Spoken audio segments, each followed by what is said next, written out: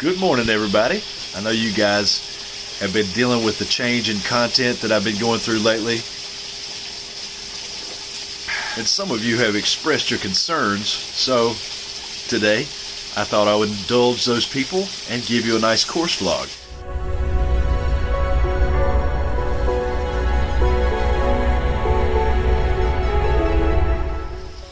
So I haven't played in about 2 weeks because of my back, and I posted on my channel and the community page a picture of me laying on the floor because my back has been messing with me for a while, and quite frankly I've had a stressful busy time at work as well, so play on course and practice has not really happened. However, I have some footage from a couple of weeks ago where I played, so I thought I would indulge everybody today and give you a little bit of a course vlog from what I think is 2 weeks ago, and talk about something else that I've got going on in the garage at the end. Stick around to the end of the video and I'll tell you all about it. Here we go.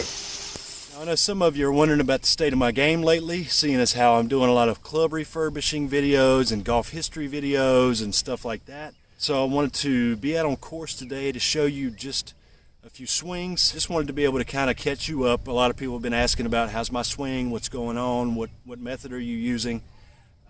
You know, I'll answer some of those questions later, but for now I just want to kind of show you a few shots. I apologize in advance for the sound on some of these videos. I know that it gets kind of low when I'm talking to the camera.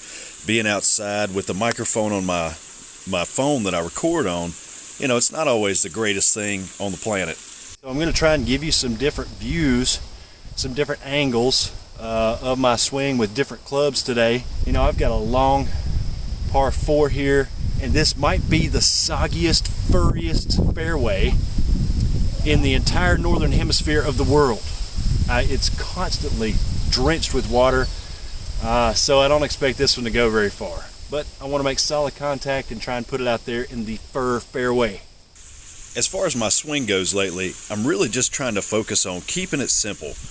I kind of came to the realization that my swing was just getting way too convoluted and complicated, and I'm just trying to get it to go back and through now and keep it as simple as possible.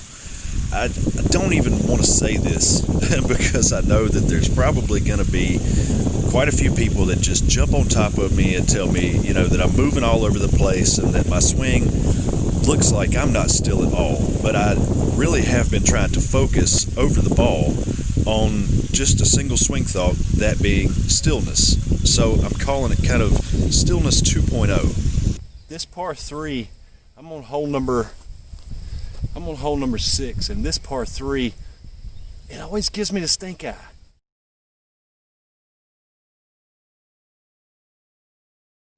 I'm not sure why. It's in a pretty good yardage, but it's downhill, it's kind of tucked away, and I usually hit a pretty good shot that's on line, but I always end up short for some reason.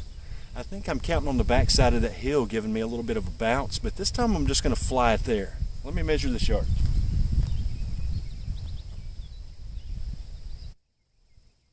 It's 145 to the flag. I'm just going to use a 7-iron. Now, what exactly do I mean by stillness 2.0? I'll try and explain a little bit here without getting too in-depth.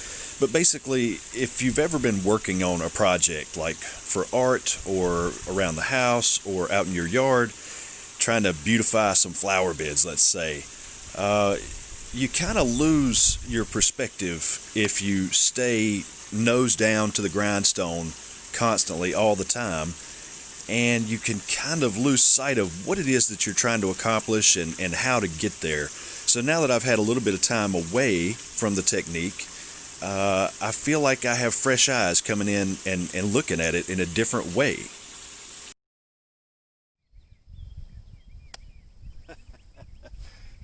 Right at it, finally. Just wasn't aggressive enough. All right, I've had this streak that's been going on for about a month now. I didn't play last weekend, so I haven't played for 2 weeks. But the 3 weeks prior to that, I've made a birdie in every round, at least one birdie in every round. 4 weeks ago, I made 2 birdies back to back. The round after that, I made 1 birdie. The round after that, I made 1 birdie. And then last weekend, I didn't play. So this weekend, I'm really hoping to keep that streak alive and put up another birdie, because birdies are kind of rare for me. So I really want to make this putt. Probably the biggest lesson for me that got overlooked in my first attempt at going through the JVGA technique was that I wasn't focused enough on not giving away my position in the backswing or in the downswing. And now I feel like if I focus on stillness, even if I'm not staying still, I'm at least trying not to get out of position and stay where I started.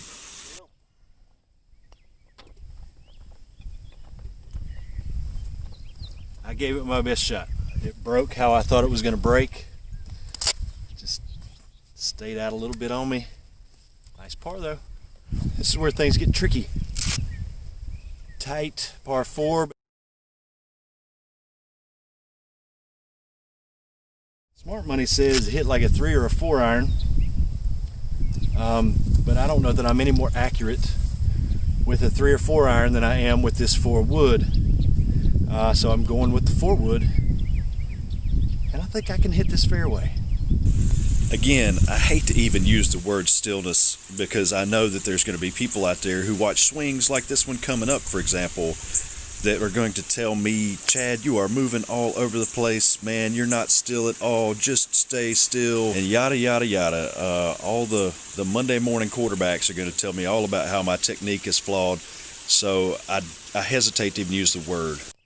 Right in the screws, baby. Look at that. Hit that fairway. That's not bad. I'll take that all day. All right, another fairway, another green, another birdie putt. This one's a little bit longer. This is probably close to about 20 feet. Let's see if I can make this.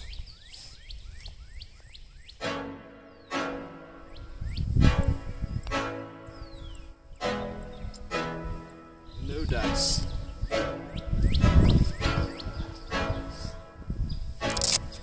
What is that they say?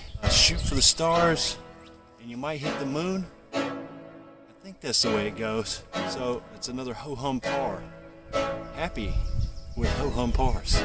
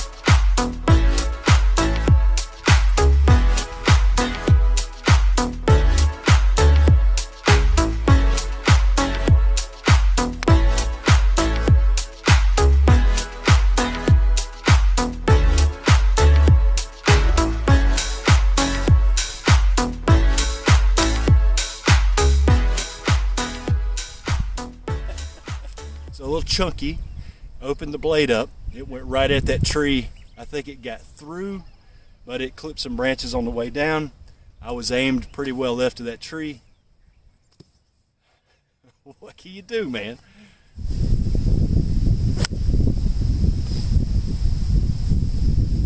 Hit that one out right. Struck pretty well though. Could be worse. This hole is my nemesis. It's the 18th hole here. It's a par 5. It says that it's about 550. That is a lie. This hole is more like 928, 930 yards, somewhere in that region. There's just no way. There's no way.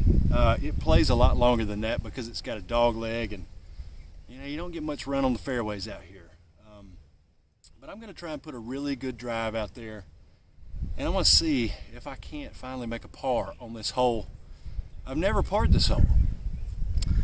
I really want to do that, so I'm going to really try.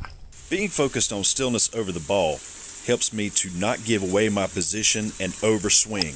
I find that nothing happens in the last foot of my backswing that's any value to me. I hit that one great, but I blocked it out to the right. I think it got past this big oak tree on the right, but it's going to add probably 50 yards to my second shot, which is just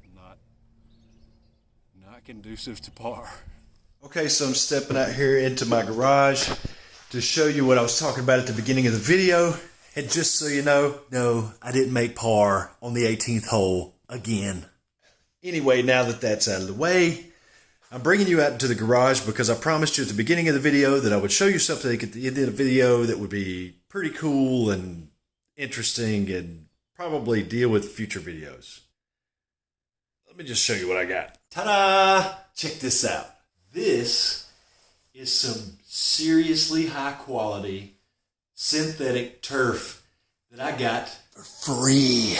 In my neighborhood, there is a group on Facebook where people who live in this neighborhood can communicate with each other, post updates, share community news. They can put up things that they're trying to sell or that they're giving away or events that are coming up.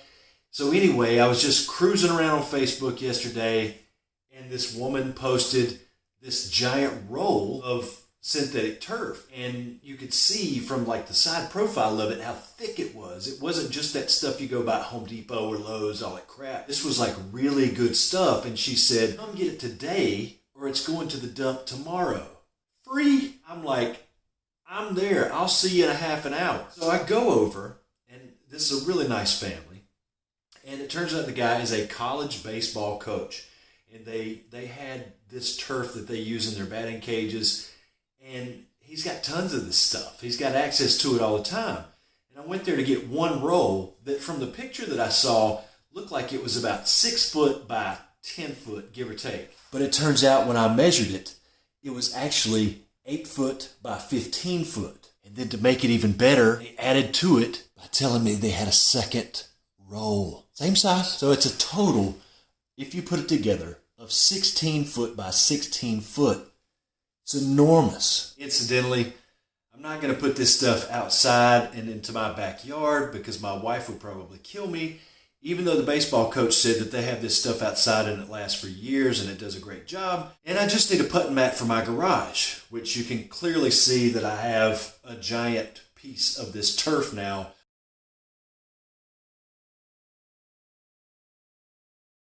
on my garage floor, so I can do downhill putts, I can do uphill putts, I can do side hill putts left and right to left. And I've got a neighbor down the street who's a really great guy. He's going to take this other roll. I'm just giving him this other roll. So I'm trying to pay it forward. What was passed to me that is going to be of great benefit to me, I tried to pay it forward and pass it down to him, and now he can put one in his garage as well. Now currently it's just a little bit dirty because they had it outside and it got wet. So I had to put it down here in the garage to let it dry out. And then after I do that, all the little pieces of leaves and these little things that are all over, they'll dry out too. And then I can bring either a stiff bristle broom or I can bring my blower out here and just blow it and clean it off. But the roll is just like on a normal green. Look at that. Well, in any event, I'm really excited about this because I've been looking around for a decent size, really good quality sort of synthetic turf that I could put out here in the garage and putt around on, practice my putting and not have to leave the house. Practice on rainy days, practice when it's cold, practice when it's too hot, not have to go and drive somewhere for 20 minutes or 30 minutes to get to a decent place to practice my putting. Looking at them, I know there's like this company called Birdie Ball that actually makes those little, what looks like pieces of PVC pipe cut off that they're selling for like $40 a dozen. But anyway, like Birdie Ball makes their practice mats, but it's not, if you look at it close, it's really like a foam or something. It's weird. It's not like synthetic turf at all. And anything that is even close to this size that's for sale is just hundreds of dollars for anything of decent quality. So I'm stoked to get this, and I'm so grateful that my neighbors were giving it away. And again, I'm happy to turn around and give the other half to my neighbor down the street, kind of pay it forward. I think that's awesome. But for now, I just wanted you to see that now I've got a place to practice my putting in my garage without having to leave the house. So I should be averaging about 4 putts around now, right? Anyway, everybody, thanks for watching. thanks for subscribing. If you haven't seen a lot of my videos lately, please go check them out. They're really not getting nearly as many views as my regular stuff, and I really want that to kind of take off. And I've got some really, really cool ideas for some historic golf stuff coming up in the near future. They're going to take some time, but when I do, they should be higher quality videos. They'll be lengthier, and I think it's going to be something that you've never seen before, if I can pull it off. But again, that's going to be down the road a little bit. So stick with me. Subscribe if you haven't. Hit the bell notification. Go give them a thumbs up. Give them some comments. Watch the other videos. Help get this channel going, and I appreciate the support. I'll see you next time. Peace.